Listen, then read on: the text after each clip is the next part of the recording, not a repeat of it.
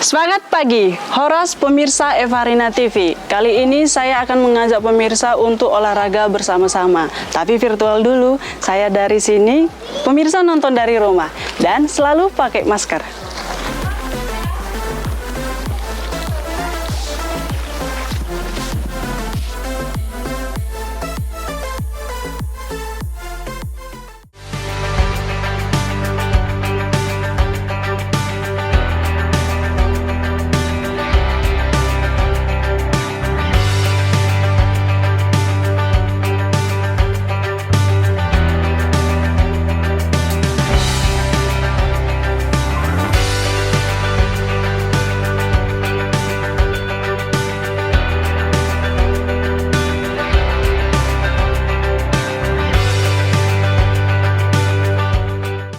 Acara ini dipersembahkan oleh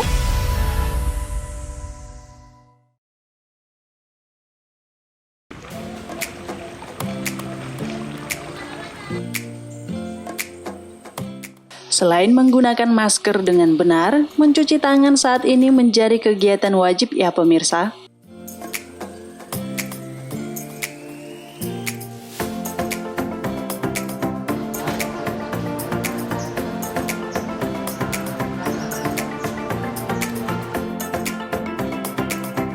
Pagi saya kali ini memang agak berbeda, bisa menikmati keindahan alam dan menikmati udara yang segar, di mana lagi kalau bukan di Tahu Toba alias Danau Toba, Sumatera Utara.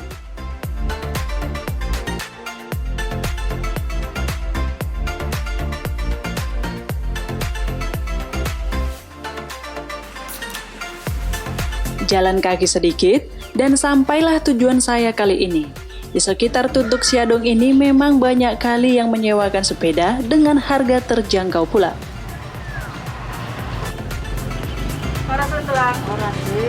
Saya mau nyewa sepeda Nantelang. Mau berapa sepeda, Dek? Satu jam berapa? Betul. Kalau 1 jam dia 10, kalau 1 hari dia 50, mau berapa? 1 jam aja Jam Nantelang. aja. Iya. Ini Nantelang. Tapi ini dia, Dek. Iya.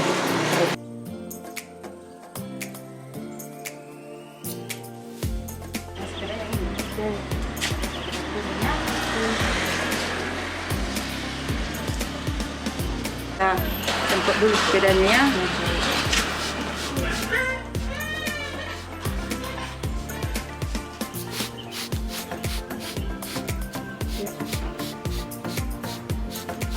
Melatih godangnya Nantelang. Sama. Sedikit ritual protokol kesehatan sudah selesai, dan kita akan lanjut jalan. Mau kemana kita hari ini? Kata Melala.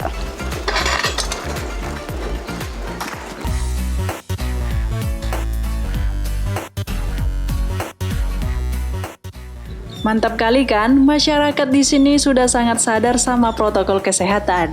Jadi merasa nyaman kan mau sewa sepeda dan berkeliling. Sekarang, ayo kita berkeliling woi.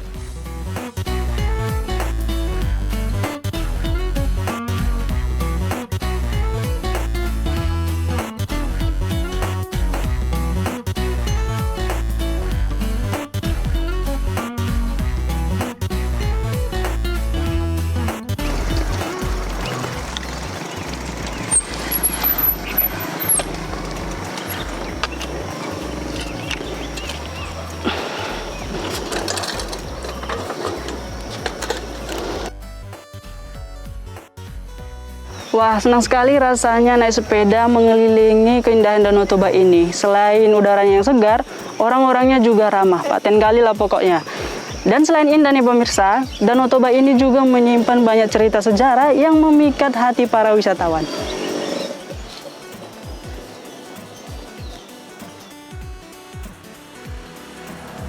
Bukan ukurannya saja yang luas pemirsa, keindahannya itu loh yang membuat kehabisan kata untuk mengungkapkannya.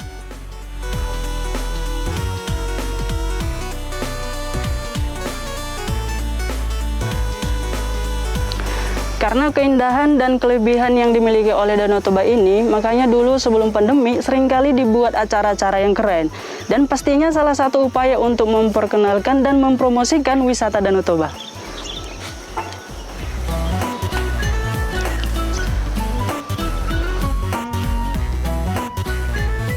Kayak ada yang kurang kalau kesini nggak berfoto, biar dikirim nanti sama kawan-kawan. Uhuy.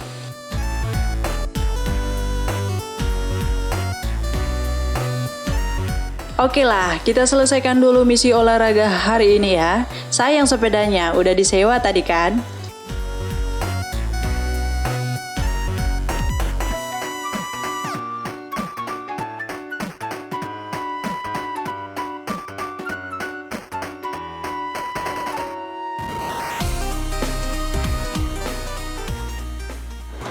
Gimana pemirsa? Indah kan pemandangan di sini?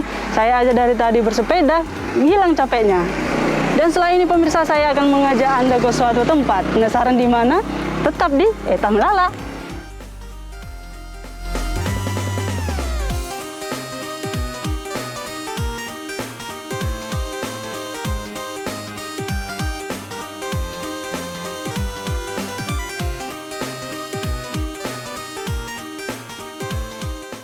Acara ini dipersembahkan oleh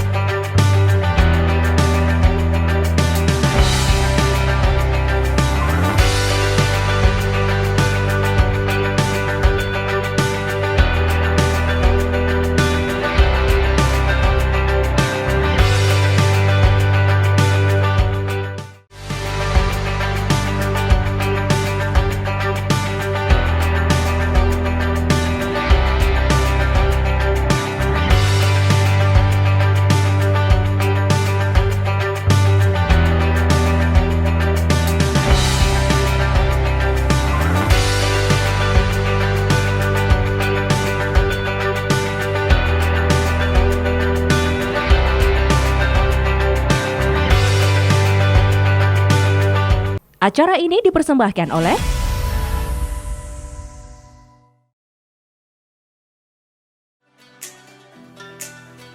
Karena keindahannya menjadikan Danau Toba sebagai tujuan wisatawan, dan karena itu jugalah yang membuat banyaknya acara atau event yang terselenggara di sini. Seperti penyelenggaraan musik besar yang sempat terlaksana pada tahun 2019 lalu yang bernama Toba Caldera World Music. Kalau dulu kita bisa jalan-jalan sambil nonton event-event lokal, sekarang kita cuma bisa beraktivitas di rumah dan melihat inspirasi jalan-jalan. Tapi jangan khawatir ya pemirsa, di episode kali ini buat yang sedikit rindu event, kita akan ada special guest. Pemirsa, kita mau ngobrol dengan salah satu orang penggiat acara yang terkenal di Sumatera maupun di luar negeri, yaitu Bang Irwan Harahap. Kita telepon dulu ya pemirsa. Horas Bang. Apa kabar nih Bang? Sehat Bang? Sehat, baik-baik ya. Ya Bang, perkenalan dulu dong sama pemirsa Evarina TV nih Bang. Halo pemirsa Evarina TV, saya Irwan Saharap dari Medan. Salam sehat, salam untuk semuanya. Horas. Terakhir tahun nggak Toba Caldera World Music nggak diadakan nih, bagaimana itu Bang? Ya, Toba Caldera World Music Festival itu sebetulnya kita prakarsai, khususnya dari lembaga saya ya, Rumah Musik Suara Sama. Itu telah 2 kali berjalan ya. Pertama itu di tahun 2018. Waktu itu kita lakukan indoor di Kota Balige di di TB Center. Waktu itu. Nah, waktu itu hanya ada 4 talent group yang main di sana. Kemudian tahun 2019 kita pindah ke lokasi yang outdoor terbuka. Jadi waktu itu 2019 kita buat di Singgolom, Desa Singgolom. Itu satu altar terbuka ya, ruang yang terbuka. Orang selalu bilang itu tara bunga ya, seperti itu. Jadi Nah, waktu itu 3 hari, ya 3 malam, kita bikin acaranya di sana. Itu melibatkan hampir 21 grup talent yang ikut berpartisipasi, baik dari luar negeri. Waktu itu ada Malaysia, ada China, ada Meksiko, ya, berapa lagi, termasuk grup-grup world music yang ada di Indonesia pada waktu itu. Udah internasional juga ya Bang? Ya, udah internasional. Nah, tahun 2020 kita rencanakan kemarin, sebetulnya udah lebih matang lagi, kita rencanakan, melibatkan lebih banyak lagi grup-grup musik dari luar negeri maupun kita ya. Nah, itulah yang bulan Maret tiba-tiba kan kita dapat musibah COVID-19 ya. Akhirnya semua pada, apalagi di awal-awal, semuanya kan pada kacau tuh ya, sama kegiatan-kegiatan festival ya untuk ruang publik. Nah, hampir kita nggak berani waktu itu mau bikin apa, karena eksperimental ya. Nah, setelah 1 tahun kita mempelajari ini, keadaan ini seperti apa, mudah-mudahan 2021 kita akan selenggarakan di akhir tahun ya, dengan pendekatan yang disebut hybrid ya, hybrid festival. Jadi campur antara antara sesuatu yang dikerjakan di lokasi dan sesuatu yang dengan pendekatan virtual seperti itu. Ya Bang, ini saya mau bertanya sama Abang nih. Bisa Abang jelasin sedikit tentang Toba Caldera Musik, asal usulnya dan juga tujuan dari event ini sebenarnya apa, Bang? Ya, sebetulnya ini kan kita barengan ya, ada tema besar kalau kita bicara Danau Toba, paling tidak 5 tahun ke belakang. Nah, kebetulan saya termasuk orang yang terlibat dalam proses pekerjaannya ya, sampai juga menyusun proposal dan membuat proposal itu sampai kepada UNESCO ya. Kalau pernah dengar istilah Toba Caldera itu ya, Geopark ya, Taman Bumi Geopark Caldera Toba. Nah, itu hampir saya mengikuti itu. Jadi festival ini adalah salah satu bagaimana cara kita mengangkat tema Toba Caldera itu ya, Taman Bumi Caldera itu, Toba Caldera, ke dalam bentuk-bentuk yang semacam bentuk-bentuk yang lebih action gitu ya, action cultural. Jadi cultural action itu kegiatan-kegiatan yang berdimensi pada budaya, tapi terhubung dengan tema Geopark itu. Nah, inilah sebetulnya setelah Geopark, terutama ketika kita udah diterima bagian dari UGG ya, jadi UNESCO Global Geopark. Jadi status Toba Caldera Geopark hari ini, Geopark Caldera Toba itu udah menjadi statusnya itu diterima bagian dari dunia ya, UNESCO. Nah, ini juga harus kita kuatin lagi. Jadi inilah ide awalnya kenapa kita buat Toba Caldera World Music Festival. Kenapa World Music Festival? Nah, ini juga kalau kita lihat potensi ke depan ya.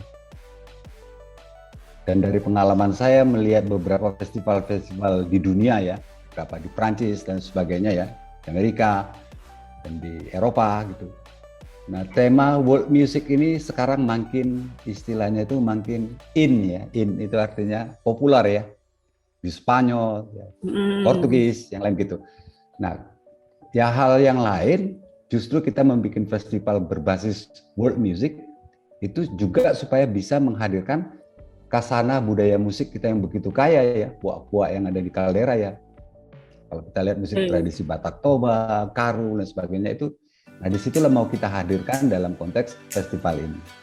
Jadi diharapkan ini menjadi sebuah festival yang berkelanjutan. Nah, kebetulan juga kita didukung oleh Kementerian Pariwisata yang hari ini Kementerian Pariwisata dan Ekonomi Kreatif dan teman-teman dari lembaga Badan Otorita Danau Toba. Nah, itulah dia latar belakangnya kenapa kegiatan ini kita lakukan. Seperti itu.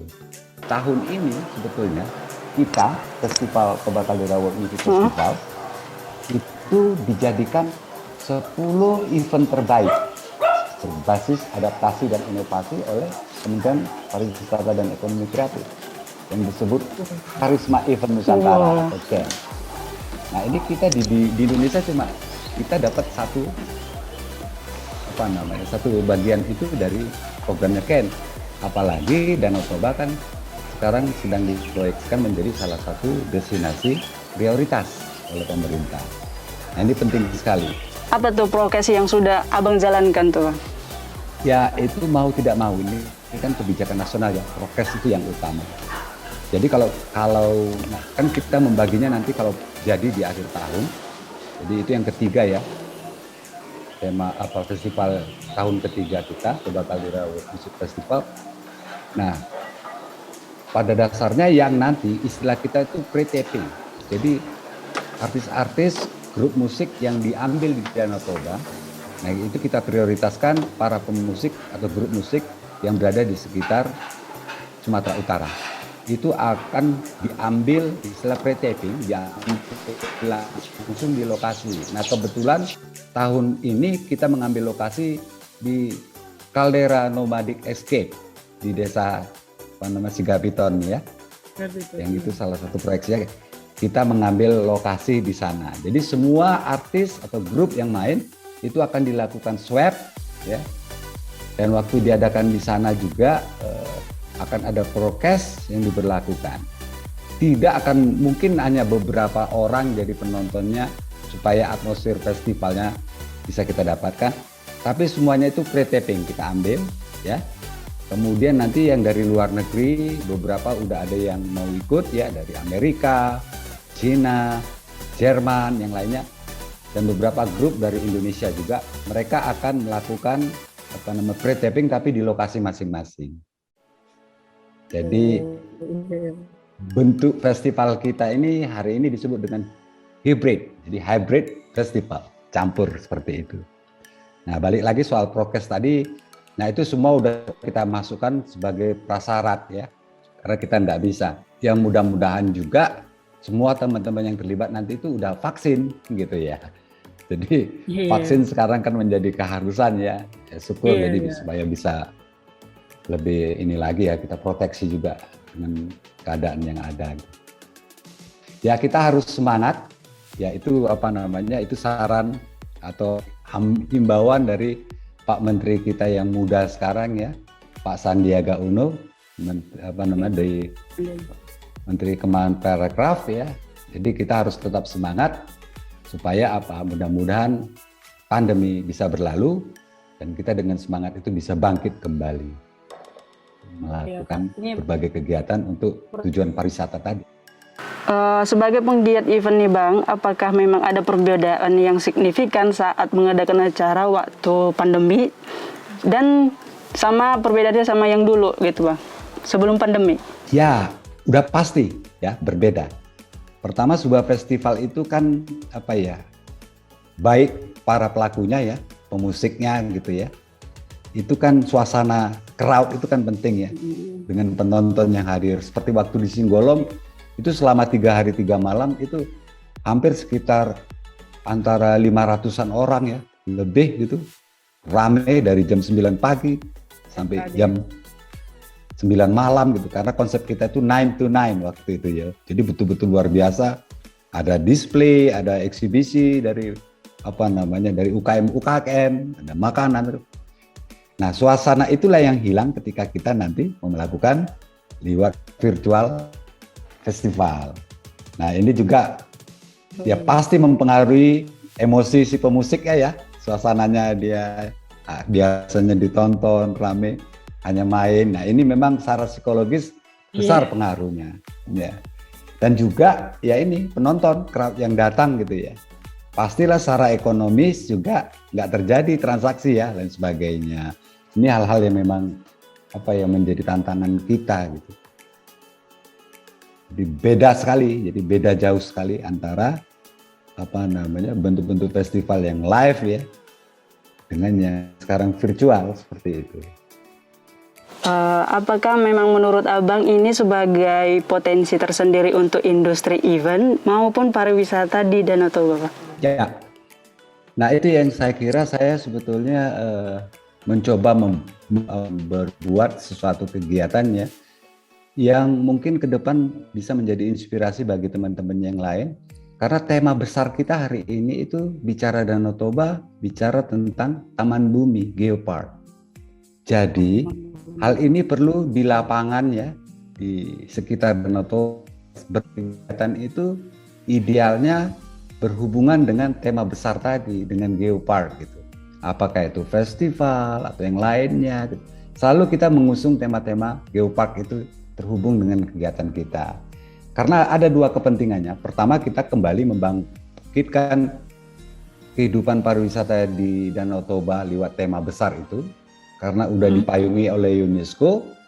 Yang kedua juga ini menjadi bahan evaluasi yang penting nanti ke UNESCO.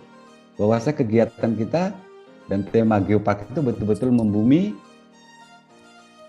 di di masyarakat yang berada di seputar Danau Toba itu. Dengan inovasi adaptasi teknologi sekarang nih Bang, apakah menurut Bang Irwan bisa mengubah landscape event di Toba seperti Toba Caldera Music World ini? Sebetulnya media teknologi digital terutama pada hari ini ya sebetulnya kita sedang bergerak dari dunia 4.0 ke 5.0 sebetulnya ya. Jadi segalanya lebih instan lagi nanti di generasi 5.0 tanpa perantara lagi langsung. Nah ini penting untuk mempromosikan, di promotion ditekankan di sana karena dari belahan bumi mana aja orang bisa mengakses itu. Nah lebih dari itu bagaimana lewat promosi tadi membangun daya tarik supaya orang hadir datang berkunjung. Itu yang harus. Nah artinya ketika orang hadir dan datang kita harus siap. Kan gitu ya, dengan apa yang kita sajikan, apa yang kita lakukan di berbagai dimensi, apakah dalam bentuk kulinernya, bunyinya, musiknya, suasana yang lainnya, gitu. Ini semua kan harus terintegrasi. Jadi saya kira kalau dulu promosi itu mengeluarkan uang banyak-banyak kita kan, harus kemana-mana. Sekarang lewat sosial media, media teknologi, itu cost-nya sangat sedikit sekali. Yang penting kita kreatif menggarap kontennya. Apa yang mau dipromosiin. Saya kira itu sih. Jadi saling, kalau saya mengatakannya bukan saling bertentangan, tapi saling mengisi dia. Saling menguatkan istilahnya seperti itu. Pesan-pesan Abang untuk pemirsa di rumah supaya tetap melakukan protokol kesehatan Bang.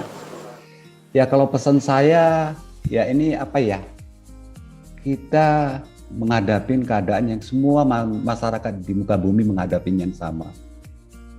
Jadi sebetulnya kata kunci saya selalu katakan itu tidak ada yang lain kecuali disiplin. Jadi inilah saatnya kita mendisiplinkan diri kita, lingkungan kita, dan masyarakat kita untuk apa? Untuk menjaga bersama. Ya COVID-19 ini kan nggak bisa, aduh aku sehat, dia enggak, udah urusan dia, nggak bisa. Jadi memang pemerintah juga membuat prokes ini kan punya alasan yang kuat ya. Karena pengalaman ini terjadi di mana-mana di dunia segala macam ya. Nah inilah yang kalau saya himbau kepada semua masyarakat khususnya kita yang ada di Sumatera Utara ya, yang bagaimana aktivitas-aktivitas kita itu, mobilitas kita juga begitu kuatnya ya, Nah, yang penting kita jaga prokes itu. Sekaligus ya itu tadi. Ya kalau bisa sama-sama kita melakukan vaksinisasi itu tadi ya, supaya paling tidak itu bisa menjaga, mengurangi lah risiko yang bisa dihadapi.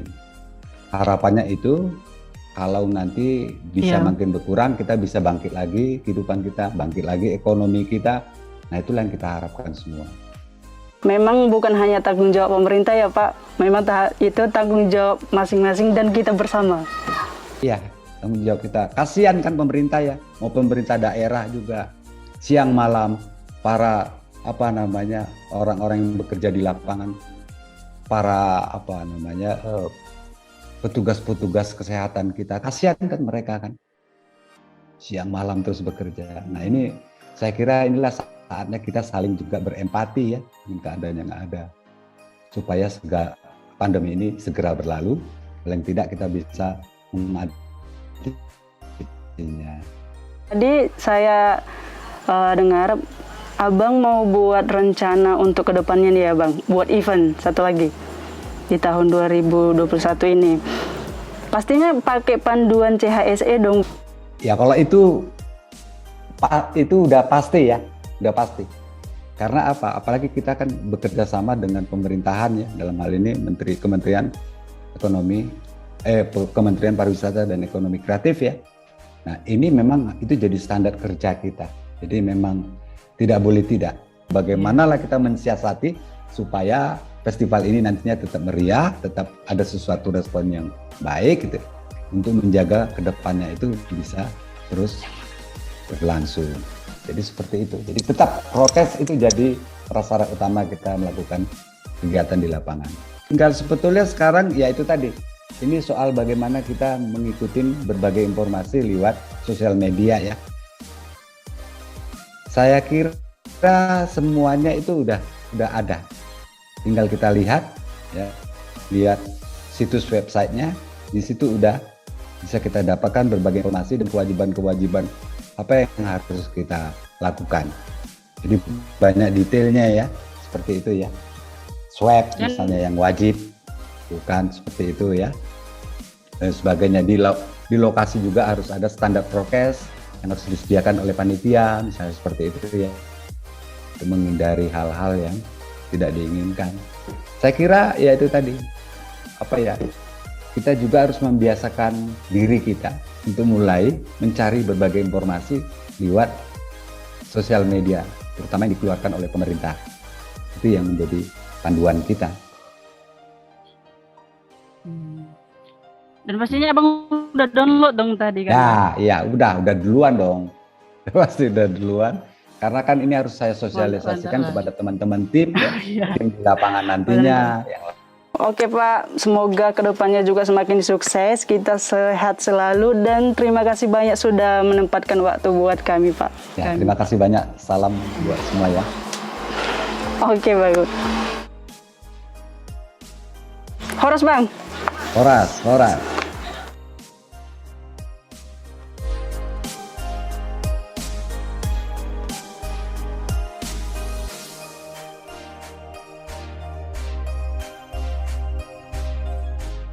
Acara ini dipersembahkan oleh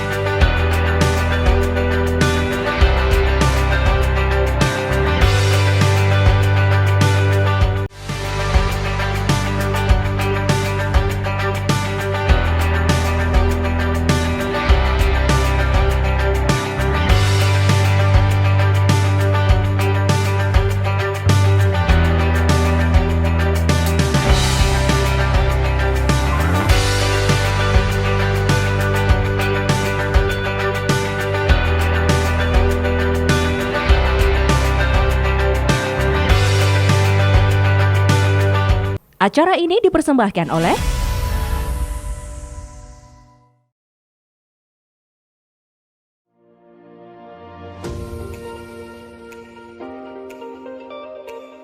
Jalan-jalan sekarang memang beda, apalagi nonton atau membuat event, kita harus patuhi semua protokol kesehatan. Dan khususnya untuk event, jangan lupa download dan baca panduan di CHSE, cleanliness, kebersihan, health, kesehatan, safety, keamanan, dan environment sustainability, kelestarian lingkungan. Panduan ini akan berguna buat kita yang memang suka jalan-jalan, nonton event, ataupun penyelenggaranya. Jadi, segera download linknya ya!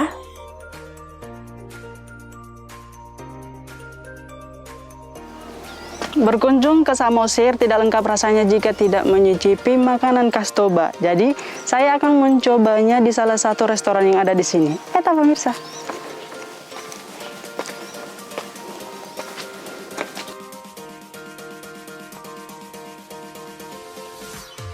Dari pintu masuk, perasaan saya sudah sangat senang karena tempatnya yang indah dan bersih, dipenuhi ornamen bernuansa tradisional. Didominasi dengan bahan kayu berwarna coklat, menyatu dengan warna khas dari Batak Toba seperti ornamen merah, putih, hitam.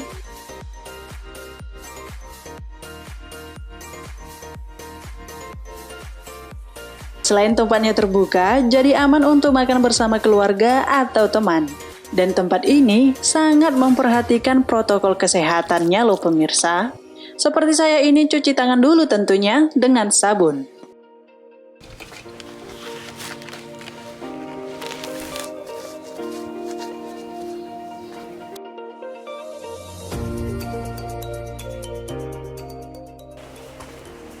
Horas tulang. Tulang. Menu spesial yang ada di sini apa tulang? Ini yang menu spesial itu ada ayam panggang atau nasi dadar, baru ikan panggang atau namanya ikan tombur. Oh, saya pesan itu yang dua ya, tulang. Iya, ikan panggang sama nasi dadar. Iya, ya. iya. Oke. Oh, tulang. Boleh saya ikut lihat-lihat masaknya, tulang? Boleh, silakan aja, nggak apa-apa. Silakan. Nggak apa-apa. Iya. Kalau mau kerjakan, mau bantu sini, tapi pakai dulu gas steril. Oke, ya? tulang. Tulang, nampaknya hiasannya ini cantik-cantik kali, tulang. Apa ini bumbunya, tulang? Boleh jelasin, Ini tulang? kan khusus kita buat khusus apa aja bumbu nasi tombur.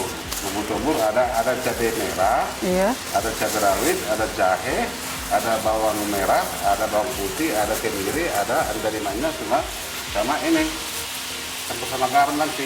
Ini kan dipanggang nanti, kalau nggak digoreng, baru itu digiling halus nanti, baru bentuknya ini hasilnya seperti ini. Hasilnya seperti ini. Kedua, ini khusus untuk bikin bumbu apa? Bumbu Lapinadar. Lapinadar itu artinya itu ciri khas Batak Toba. Ada juga Simalungun, Batak Toba, ada Batak Simalungun. Kan itu dia.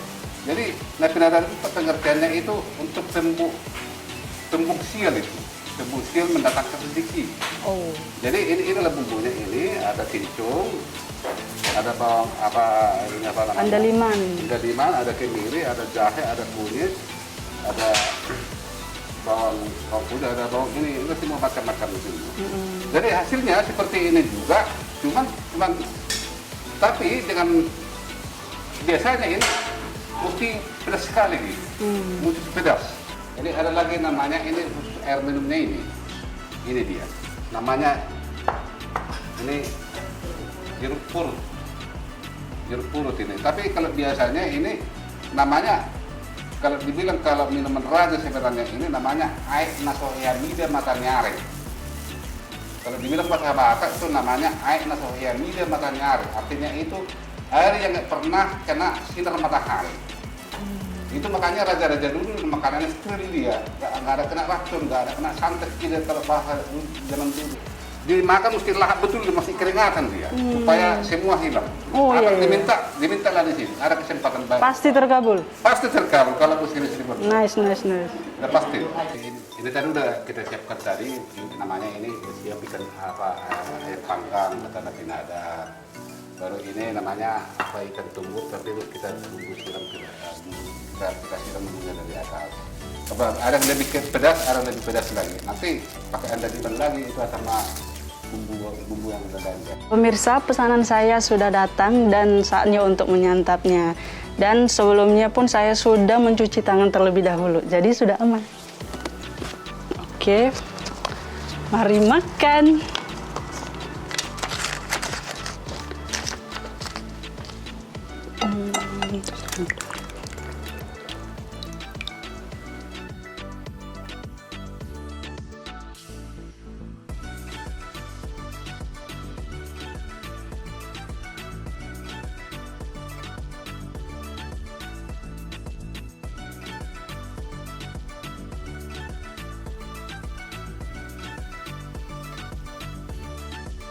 Nah pemirsa, rasanya ini memang sangat khas karena memang terbuat dari andaliman dan semua orang pun udah tahu rasanya memang pedas dan getir di lidah dan membuat nagih, dan paling terakhir membuat kita nafsu makan.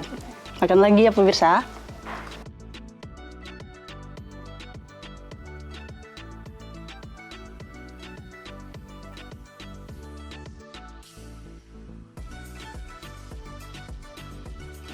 Ayam pinadar ini rasanya tidak terlalu pedas, namun andalimannya cukup terasa dan rasanya pun enak, paten kali lah pokoknya. Ayo makan.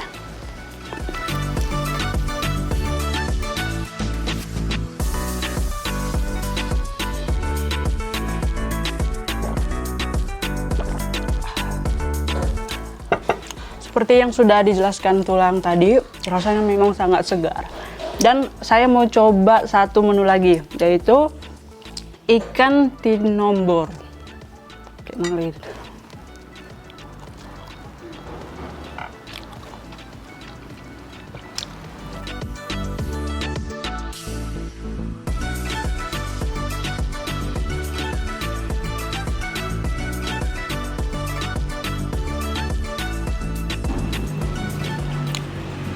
Tidak kalah dengan ayam pinadar ini, rasanya pun sangat enak. Kalian harus coba ke sini deh. Lanjut makan lagi ya. Makanannya enak, pemandangannya bagus, mantap kali.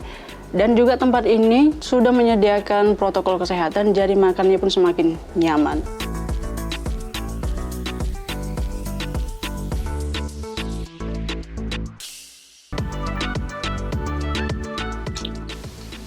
Soal rasa makanannya memang enak kali dan membuat saya hampir lupa diri. Pemirsa jadi lapar ya? Kalau belum bisa ke sini, mungkin bisa mencoba memasaknya di rumah saja.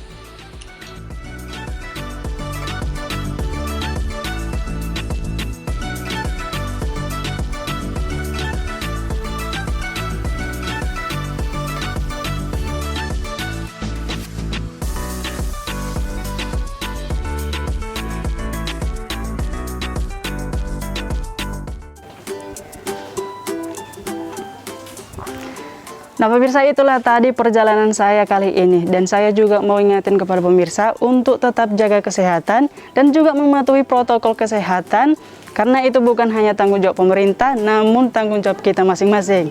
Nah bagi teman-teman yang ingin mengadakan event, jangan lupa download panduannya di www.chse.kemenparekraf.go.id/pedoman. Sampai jumpa, horas!